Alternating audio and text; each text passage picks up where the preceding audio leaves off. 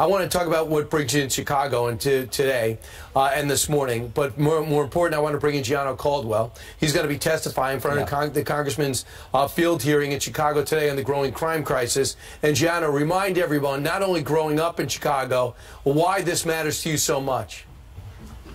Well, on June 24th of last year, my life changed forever when my baby brother, Christian, innocent teenage baby brother, Christian, was murdered on the south side of Chicago.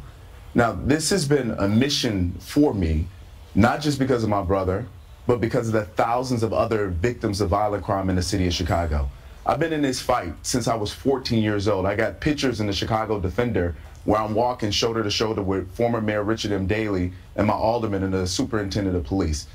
You know, I'm so thankful and honored to be with you, Congressman Jim Jordan. Thank you for bringing Congress to Chicago to address an issue that our leaders at the state level and local level refuse to address. In fact, they're making it worse with bills like the Safety Act. I'm really disappointed with what I'm seeing from the other side of the aisle. I'm talking about the Democrats who refuse to show up here today. Chicago is a city of 2.7 million people. 29% of that population is black. Last year, 80% of the murder victims were black. Wouldn't you think the people who have been screaming Black Lives Matter would be here to show that black lives truly matter? Where's Jerry Nadler? I tried to talk to him, and we have the clip, the packages that we did in Washington, D.C. when I was trying to talk to Democrats and Republicans alike about their plans on violent crime. He refuses to show up and look these people in the face who are losing their lives daily. And Congressman Danny Davis, who's a sitting congressman here in Chicago, recently said, well, what they're doing here is a stunt. Well, really, Congressman Danny Davis? It's a stunt? Was that 7-year-old who was murdered in the backseat of a car in the drive-thru at McDonald's, is that a stunt? How about the 5-month-old who was murdered on the same day as my brother, Cecilia, June 24th? Is that a stunt? How about 3 days ago? 86-year-old man carjacked, murdered in the streets of Chicago. Is that a stunt, Congressman Danny Davis? It is not. So we're going to have a real conversation.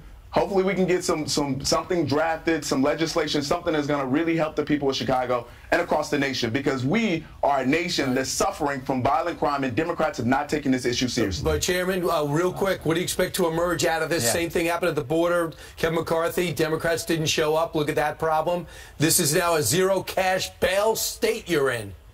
Yep.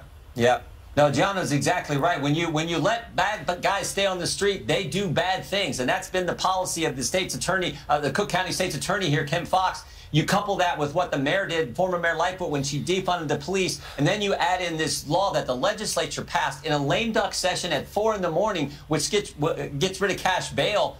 That's why you had 76 cops shot last year. That's why you had 30 people shot over this past weekend. So all we can do is draw attention to it, see if there's something at the federal level we can do when it comes to funding or whatever.